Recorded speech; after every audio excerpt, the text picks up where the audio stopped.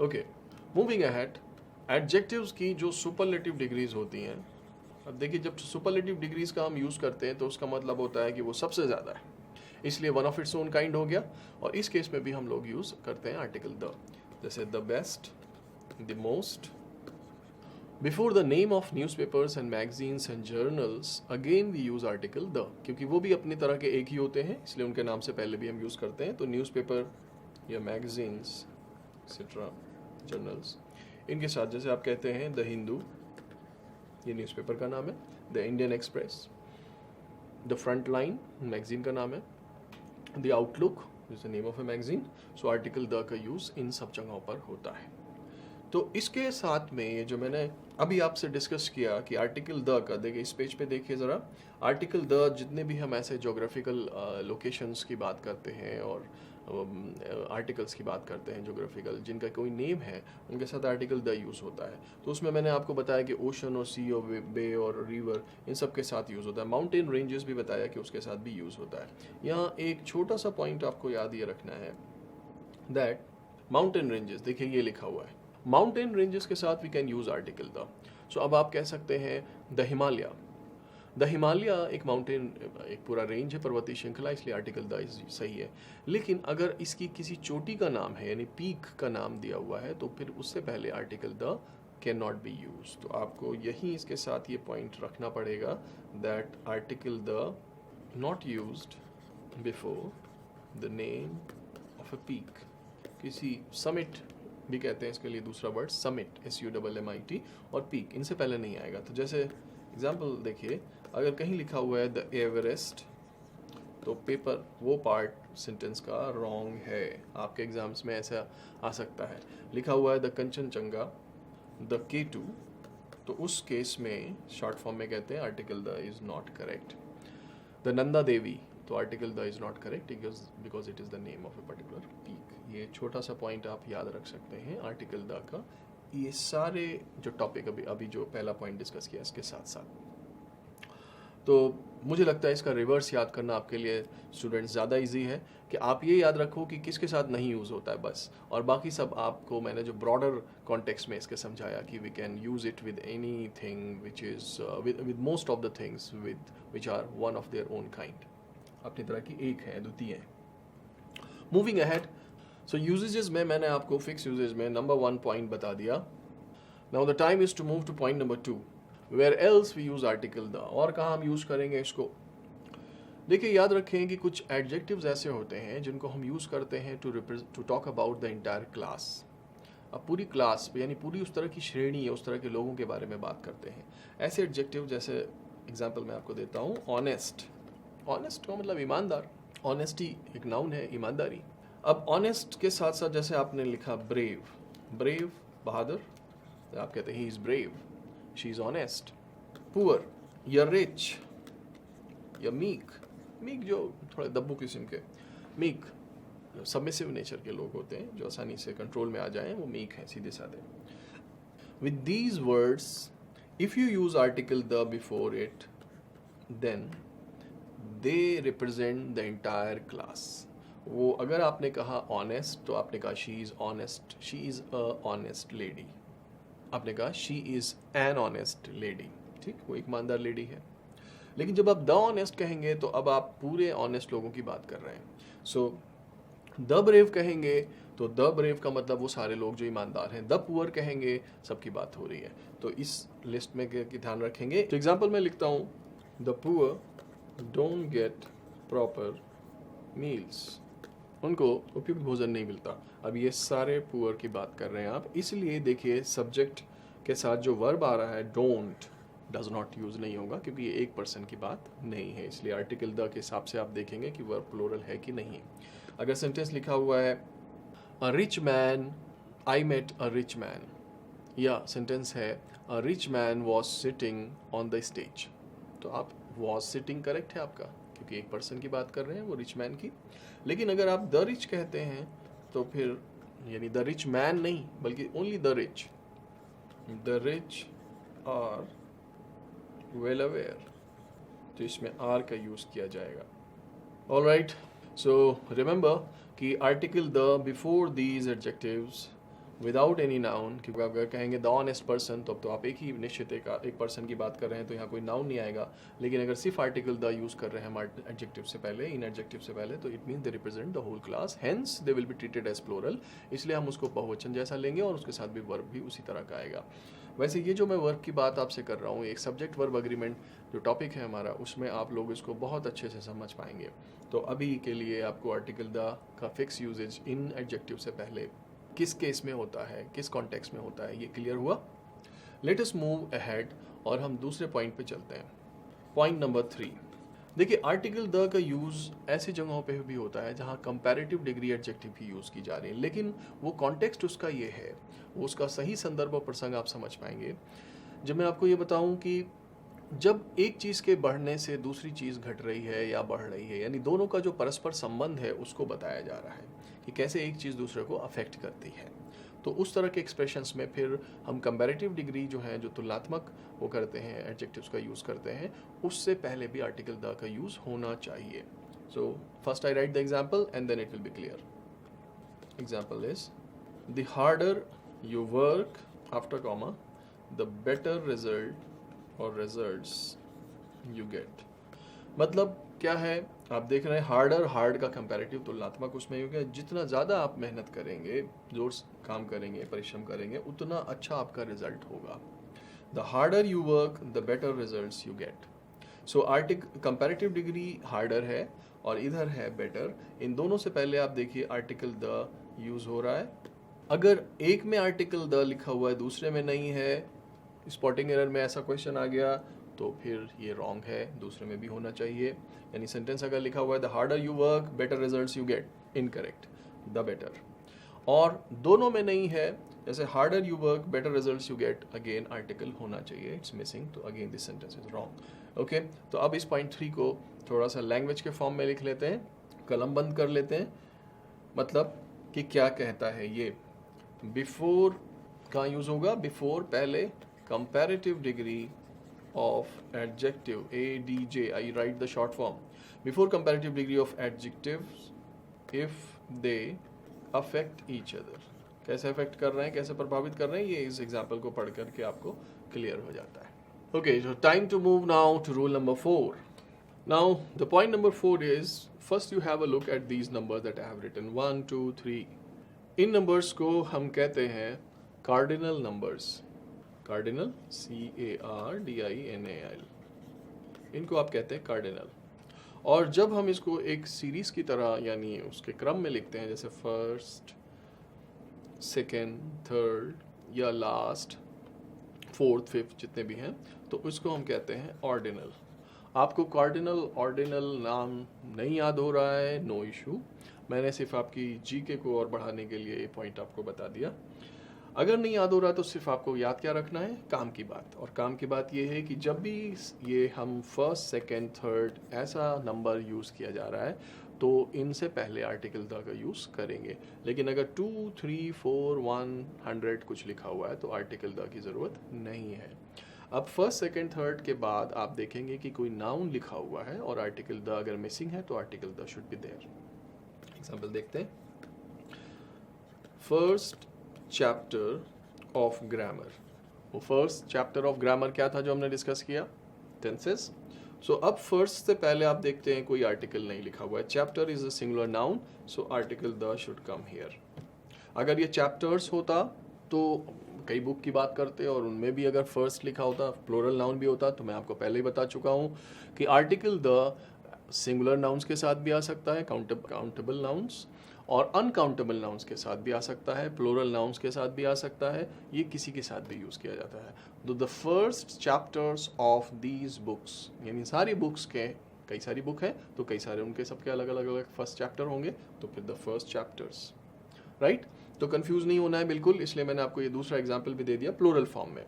अब the first chapter of grammar, या sentence आपका है the last person to leave office, right? I am not writing the entire sentence, you get the idea from here। अब last से पहले article the use होगा। So you have to remember कि हम ordinal से पहले number से first, second, third, 100, last 100th th लगेगा अगर, तो इनसे पहले हम लोग use करेंगे article the। So students, till now we have discussed rules related to article a and an and rules related to definite article the. अभी तक हम लोग बेसिक कॉन्सेप्ट की दोनों की अलग अलग बात कर रहे थे. अब इन दोनों को मिक्स करके, यानी अब हम लोग आगे जो रूल्स डिस्कस करने जा रहे हैं वो आर्टिकल अ और एन और आर्टिकल द, उन दोनों से रिलेटेड हैं, मिक्स हैं. और आपके एग्जाम्स में ऐसे बहुत सारे क्वेश्चन इन पे बेस आते हैं.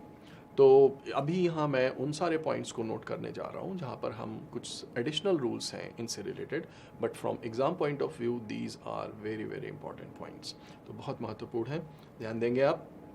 सो मैं एक टाइटल लिख रहा हूँ सो दैट आपको याद रहे कि अब हम मिक्स्ड रूल्स की बात कर रहे हैं. नंबर वन चीज़, फर्स्ट पॉइंट जो मैं आपसे डिस्कस करने जा रहा हूँ, दैट इज़ कि आपने देखा कि few word everyone knows, little word सभी को पता है, LITTLE.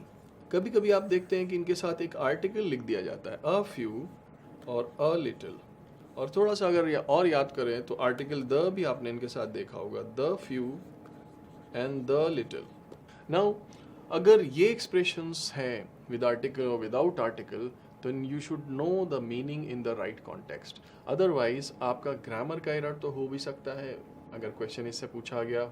और दूसरा एरर आप और क्या कर सकते हैं इसमें हो, जो आपसे कमिट हो जाएगा, दैट इज़ कि आप रीडिंग कॉम्प्रिहेंशन में अगर आर्टिकल ऐसे यूज़ हुए फ्यू और लिटिल के साथ में, you won't be able to realise कि आपका सही मीनिंग क्या है, उसका सही सेंस और कनोटेशन क्या है.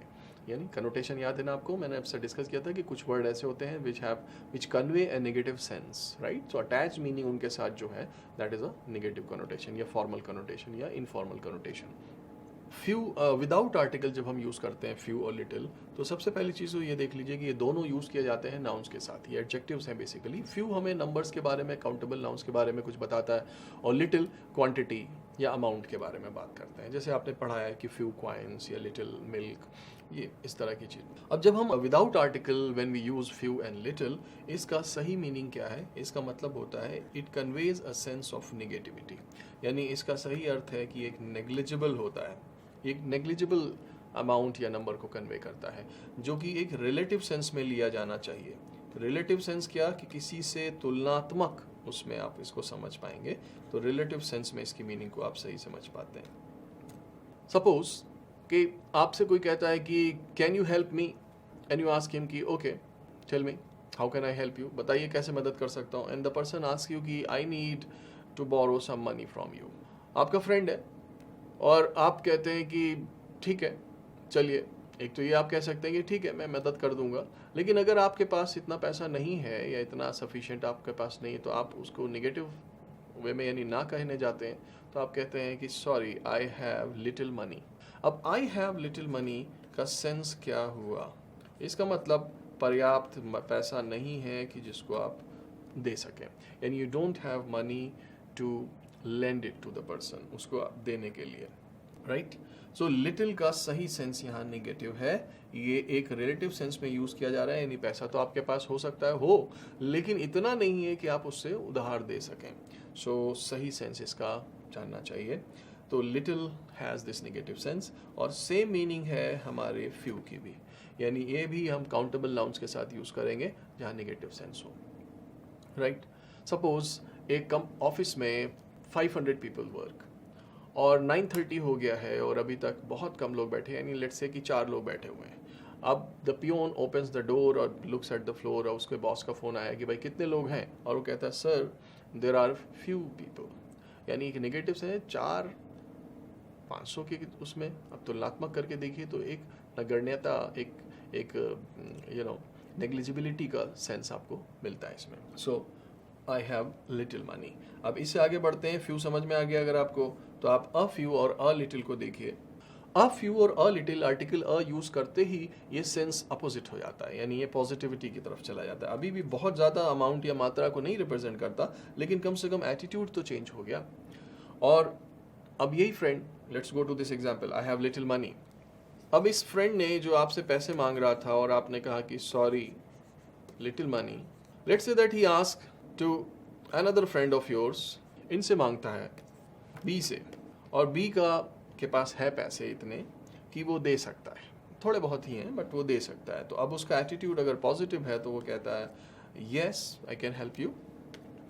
आपने बोला था नो, उसने कहा yes, I have a little money to lend you, यानी आपको उधार देने के लिए। अब पहली चीज़ सही सेंस समझेंगे कि अ लिटिल मीन्स कि खजाना नहीं है उसके पास, थोड़ा ही है, लेकिन उसका सेंस ये है कि he is willing to help you, यानी वो दे सकता है। तो इसलिए मैंने लिखा अ फ्यू और अ लिटिल पॉजिटिव सेंस को कन्वे करते हैं।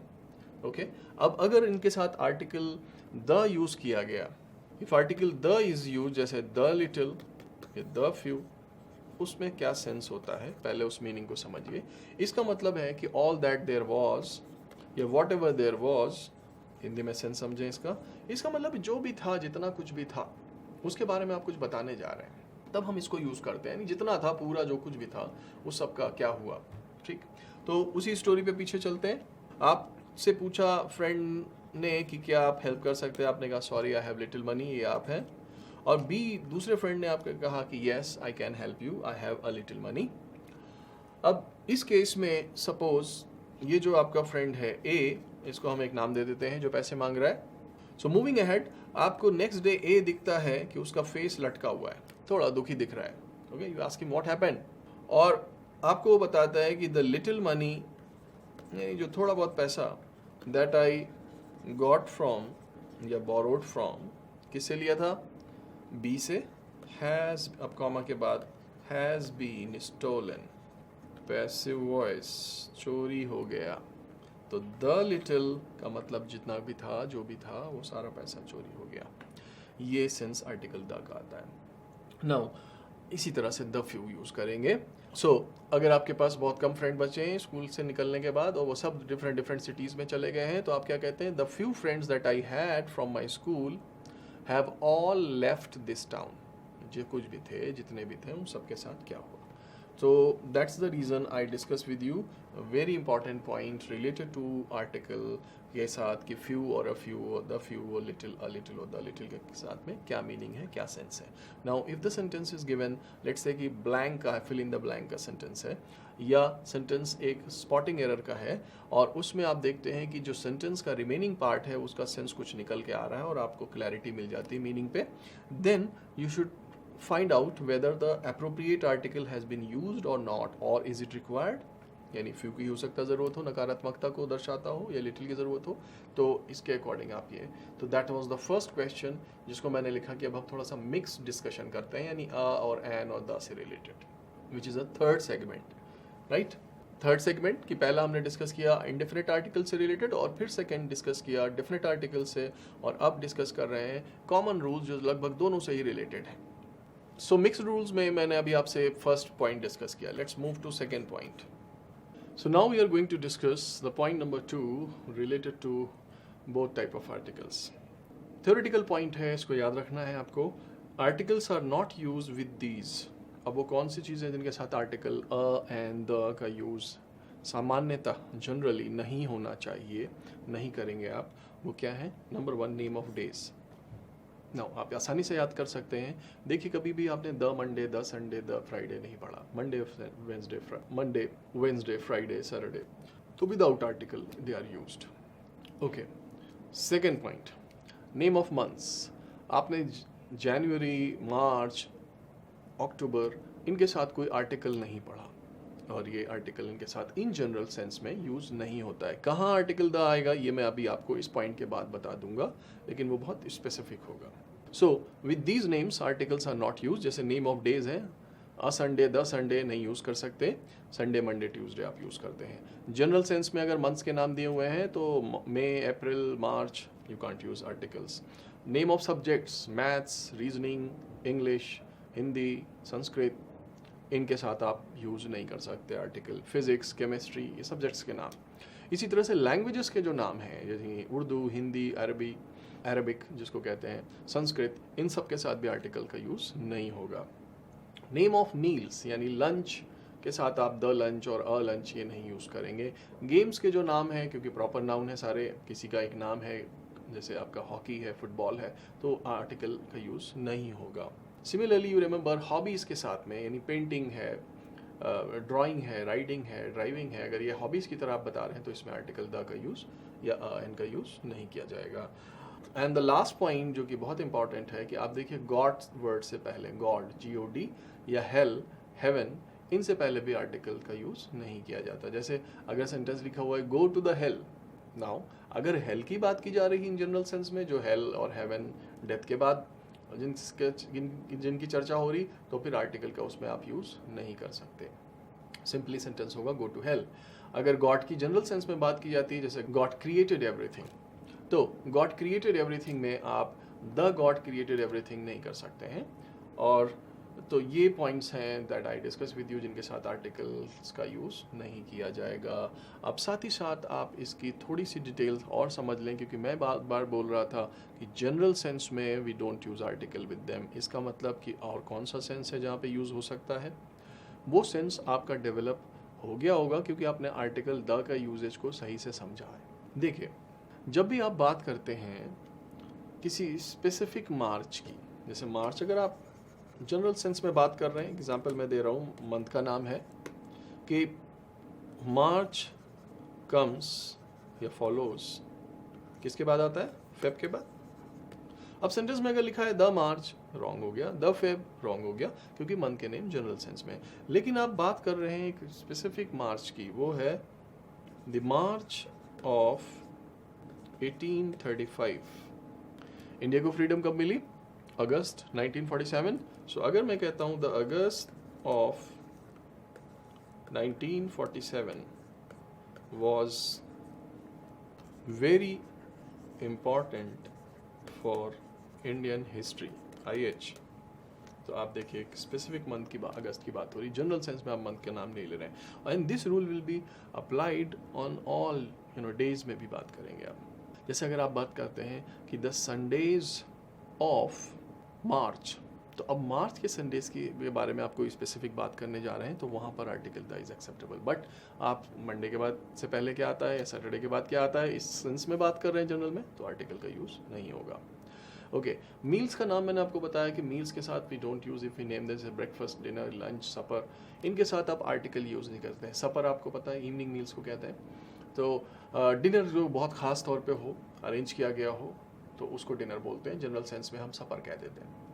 तो डियर, अगर आपने बोला कि I take lunch at 2 PM, 2 बजे लंच करते हैं, यहाँ पे आर्टिकल की ज़रूरत नहीं है क्योंकि आप जनरल सेंस में अपने मील्स का नाम ले रहे हैं। तो आपने कहा आई, अगर सेंटेंस लिखा हुआ है आई टेक अ लंच या the lunch at 2 PM, it's not correct. लेकिन अगर आप लंच को हाईलाइट करते हैं, किसी मेमोरी से रिलेट करते हैं, किसी हिस्टोरिकल इंसिडेंट से रिलेट करते हैं, जैसे आप कहते हैं the lunch that we had with the president of India was, is, the lunch that we had with the president of India is still fresh in our mind। ठीक, तो वो लंच से जुड़ी हुई सारी आपकी जो बातें हैं वो आपको याद है अभी भी। तो डियर, ये याद रखेंगे, कॉन्सेप्ट क्लैरिटी आप इसमें रखेंगे कि कहाँ पर आर्टिकल द का यूज़ हो सकता है अगर हम स्पेसिफाई कर रहे हैं, हाईलाइट कर रहे हैं। ओके, मैंने बात की थी लास्ट पॉइंट आपसे, इसको भी ऐड करता चलूँ साथ ही साथ कि God, hell, heaven, general sense में we don't use article with them. अगर आपने कहा कि after death one is sent either to heaven और टू हेल, अब यहाँ पे आर्टिकल ए और एन अगर आर्टिकल लगा दिया गया तो रॉन्ग हो जाएगा कि after death one is sent either to a hell और टू अ हेवन, ये इनकरेक्ट है। रूल्स आपको यही बता रहे हैं। लेकिन कब हम इसमें आर्टिकल लगा सकते हैं, जैसे कोई पर्सन अगर उसका वो अपने घर को या किसी और चीज़ को अगर हेवन की तरह कहते हैं, तो आप वो कहता है I am going to the heaven, यानी वो मेटाफोरिकल सेंस में बात कर रहा है, वो एग्जैक्टली डेथ के बाद आने वाले हेल हेवन की बात नहीं कर रहा है। और अपने उस नाम, उस वर्ड को, जो घर को जिसको वो हेल या हेवन कह रहा है, उसके साथ आर्टिकल अगर यूज़ कर रहा है, तो स्पीकर एंड लिसनर जिनसे बात कर रहा है वो भी जानते हैं कि किसकी बात कर रहा है और वो भी जानता है। तो इसलिए अगर वो कहता है I am going to the hell, यानी उसके घर का माहौल बड़ा ख़राब है, बहुत वैसा है, तो वो द हेल की बात कर रहा है। ओके, तो आप डिफ्रेंशिएट कर लेंगे कि हेल किस सेंस में यूज़ हो रहा है, जनरल वाला या फिर ये किसी स्पेशल केस में यूज़ हो रहा है, यानी किसी और चीज़ का नाम हो रहा है। ऑलराइट, सो इसके साथ साथ अलॉन्ग विद पॉइंट नंबर 2, मैं आपको एक एग्जाम्पल दे रहा हूँ जो एग्ज़ाम में कभी पूछा गया, किसी एग्ज़ाम में एक क्वेश्चन, और बहुत इंटरेस्टिंग है। आप देखिए वो कैसा, उस क्वेश्चन का मतलब क्या है। So this example I'm giving you, which has been asked earlier, the French can speak the German. Okay, अब इस सेंटेंस में अगर आप फोकस करें तो फ्रेंच का मतलब ये फ्रेंच लैंग्वेज की बात नहीं कर रहा है, क्योंकि आर्टिकल द यूज़ हो गया। आई टोल्ड यू कि एडजेक्टिव्स के साथ में अगर द यूज़ किया जा रहा है, जैसे द इंडियन और या द इंडियंस, तो फिर आप उस पूरे, तो आप उनके पूरे के सब के बारे में बात कर रहे हैं। तो द फ्रेंच मतलब फ्रेंच लोग, फ्रांस के लोग, कैन स्पीक द जर्मन। अब जर्मन यहाँ पर जो सेकेंड वाला है ये नेशनल्स के लिए नहीं यूज़ किया जा रहा है, उस पर्टिकुलर कंट्री जर्मनी के लोग के लिए नहीं यूज़ कर रहे हैं, बल्कि उसकी लैंग्वेज के लिए यूज़ कर रहे हैं, इसलिए आर्टिकल द यहाँ पर रॉन्ग है। तो the correct sentence is the French can speak German, यानी भाषा ये है लैंग्वेज, और ये फ्रेंच भाषा नहीं है, लैंग्वेज नहीं है, ये केवल एक कंट्री के लोगों का नाम है, राइट। सो यहाँ पर ये एक एडजेक्टिव की तरह यूज़ किया जा रहा है, याद रखेंगे। अगर सेंटेंस लिखा हुआ है the English can speak English, सही है, क्योंकि इंग्लिश ब्रिटेन के रहने वाले लोगों को हम इंग्लिश कहते हैं, अंग्रेज। The English can speak English, ये दूसरा वाला इंग्लिश जो है ये भाषा लैंग्वेज है, इसलिए इससे पहले कोई आर्टिकल की ज़रूरत नहीं है। ओके तो ये एक महत्वपूर्ण पॉइंट था जो मैंने पॉइंट 2 के साथ ही डिस्कस कर दिया, so that you have a clarity कि लैंग्वेज का कहाँ पर कैसे यूज़ किया जा रहा है, उसका नाम फ्रेंच, जर्मन, हिंदी, वो कैसे हो रहा है, और दूसरी तरफ कि हम उस पर्टिकुलर कंट्री के रहने वाले लोगों को भी ऑलमोस्ट वही लैंग्वेज यूज़ करते हैं, काफ़ी सारे उसमें, जैसे इंग्लिश है, फ्रेंच है, जर्मन है, तो वहाँ उसका मतलब क्या है। Let's now to move point number 3 which is very very interesting, और इसका इंटरेस्ट ख़त्म हो जाएगा अगर मैं पहले आपको थ्योरी बताऊंगा। So what will I start with, मैं पहले आपको बताऊंगा कि उसके कुछ एग्जांपल, और once you understand then I will clarify कि क्या उसके पीछे की थ्योरी है। अब देखिए, you all must have read such examples पहले भी, कहीं लिखा होता है I am going to school, और कहीं लिखा होता है I am going to the school. Similarly, they are coming from college. दूसरा सेंटेंस है I will go to the college. अब फर्स्ट एग्जाम्पल पे आइए, देखिए I am going to school without article school लिखा हुआ है, और I am going to the school with article the it's written. You have read both, कौन सा सही है कौन सा गलत है, किस कॉन्टेक्स्ट में यूज़ किया जा रहा है, क्या डिफरेंस हो गया अगर हमने आर्टिकल द यूज़ कर लिया, और क्या मतलब है अगर हम विदाउट आर्टिकल यूज़ कर रहे हैं, इसको समझिए। कॉलेज के साथ भी यही केस है, अगर मैं कॉलेज की जगह पर कुछ और वर्ड ऐड कर दूं, जैसे कि टेम्पल की बात करूं, चर्च की बात करूं, हॉस्पिटल की बात करूं, तो इन सब प्लेसेस के लिए आप एक कॉमन चीज़ देख रहे हैं कि ये सब कुछ प्लेसेस हैं जहाँ पे लोग जाते हैं। किस लिए जाते हैं? किसी पर्टिकुलर रीज़न की वजह से, कोई कारण, कोई उद्देश्य होता है विशेष, जिसकी वजह से ये लोग यहाँ जाते हैं। लोग जाते हैं स्कूल में, पढ़ने भी जाते हैं, लेकिन अगर कोई पढ़ने के लिए जा रहा है स्कूल, तब तो वो विदाउट आर्टिकल बोल सकता है। जैसे I am going to school, ये कोई स्टूडेंट बोल रहा है जिसका स्कूल है और आपको बताता है कि कहाँ जा रहा है, स्कूल जा रहा है, अपने डेली जाता है, इसलिए without article it's required. But I am going to the school, maybe it is the mother of that child जो कह रहा था कि I am going to school. अब वो जा रही है किस लिए? बच्चे को पिकअप करने या उसके टीचर से मीटिंग करने के लिए। वो वहाँ उसके बेसिक पर्पस के लिए, जो इसलिए वो बिल्डिंग स्कूल की बनी है, उसके लिए नहीं जा रही, जबकि बच्चा वहाँ शिक्षा लेने जा रहा था। तो इसलिए यहाँ पर आर्टिकल द का यूज़ होगा सेकेंड सेंटेंस में। तो ऐसा, so the sense is कि whenever we go for the basic purpose for which those buildings have been constructed, तो उस केस में, उस बेसिक उद्देश्य के केस में हम लोग उसके साथ कोई आर्टिकल यूज़ नहीं करेंगे। और अगर नहीं है ऐसा केस, यानी किसी और पर्पस से इन बिल्डिंग्स को जा रहे हैं, इन प्लेसेस को जा रहे हैं, तो वहाँ पर article the will be used. अब जैसे हॉस्पिटल कोई अपना इलाज कराने जा रहा हो, तो हॉस्पिटल इलाज के लिए ही होता है, तो पर्सन कह सकता है I am going to hospital. लेकिन अगर कोई हॉस्पिटल में इसी पेशेंट को देखने के लिए जा रहा है, सिर्फ मिलने के लिए जा रहा है, इलाज के लिए नहीं, तो वो कह देगा I am going to the hospital. So that's why second sentence, they are coming from college. ये स्टूडेंट्स के बारे में बात की जा रही है, डेली उसी कॉलेज आते हैं बेसिक पर्पस के लिए, इसलिए article not required. But I will go to the college में भी ये एक स्टूडेंट का फादर ये कह रहा है, तो वहाँ पर वो बेसिक पर्पस के लिए नहीं जा रहा है। So we close this point, right. So quite interesting, and from now on ये याद रखेंगे, टेम्पल, चर्च, मस्जिद, मॉस्क, जो भी कहें आप, हॉस्पिटल या स्कूल और कॉलेज, इन सब प्लेसेस के लिए हम ऐसे यूज़ करते हैं आर्टिकल का। Okay, so now we are going to discuss point number 4 related to these articles. पहले इसको समझिए जो मैंने यहाँ पर लिखा है कि इसका क्या मतलब है। देखिए, if, अगर ये वर्ड्स जो बॉक्स में है आपके सामने, if they are written before an adjective, यानी just before an adjective, ये वर्ड्स लिखे हुए हैं और इस एडजेक्टिव के बाद अगर if these adjectives are followed by singular countable noun, countable CN मतलब short form countable noun, singular form में हो, तो उस केस में आपको क्या करना होता है, आपको इन वर्ड्स के बाद आर्टिकल का यूज करना होता है। ये याद रखेंगे, आर्टिकल अ और एन में से कोई एक यूज होगा अगर ये कॉम्बिनेशन है। Combination I repeat, so as to quite ये लिखे हुए हैं, इसके जस्ट बाद में एक एडजेक्टिव लिखा हुआ है और उसके बाद सिंगुलर काउंटेबल नाउन है। एडजेक्टिव और ये लिस्ट बॉक्स के बीच में आपको आर्टिकल अ या एन लिखना होगा। अब क्लियर हो जाएगा जब मैं आपको एग्जांपल दूंगा। So let's go for examples. First let me write it. Second example. So first we discuss these two examples. I repeat, with these words so as to quite if they are followed by adjective और इस adjective के just बाद कोई singular countable noun लिखा हुआ है तो इन singular countable noun से पहले आपको आर्टिकल अ और an should be used, noun से पहले, राइट? तो कॉम्बिनेशन होगा सो या कोई एडजेक्टिव या टू या कोई एडजेक्टिव या क्वाइट या adjective. Now let's have a look at the written examples. देखिए फर्स्ट एग्जांपल लिखा है that is too heavy baby to lift. Okay, मतलब टू हेवी। अब टू वर्ड आपको मिल गया जो लिस्ट में से है। हेवी एक एडजेक्टिव है, वी ऑल नो, बताता है कोई चीज लाइट है, हेवी है, हेवी। और उसके बाद लिखा है baby. Baby singular countable noun है, बेबीज प्लूरल फॉर्म है।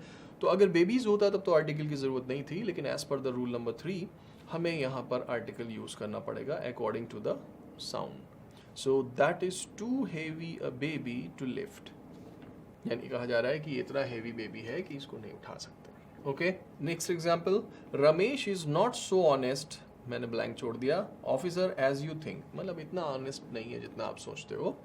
सो इसके कॉम्बिनेशन पे देखिए, यहाँ वर्ड वही लिस्ट का सो लिखा हुआ है, सो के जस्ट बाद ऑनेस्ट एडजेक्टिव है और ऑनेस्ट के बाद ऑफिसर सिंगुलर काउंटेबल नाउन लिखा हुआ है, सिंगुलर काउंटेबल नाउन CN। सो हमें यहाँ पर आर्टिकल लगाना होगा एज पर द साउंड एंड ऑफिसर में वॉवल साउंड है, so it should be an. Ramesh is not so honest an officer as you think. Now this sentence is correct. Okay, so going back to, अब list को देख लीजिए। So as to quite plus an adjective followed by a singular countable noun. तो countable noun से पहले आपको cross check करना होगा वेदर आर्टिकल अ और एन इज यूज्ड और नॉट। ठीक, अगर प्लूरल काउंटेबल नाउन लिखा है तो obviously there is no need. So please remember this rule related to a और एन।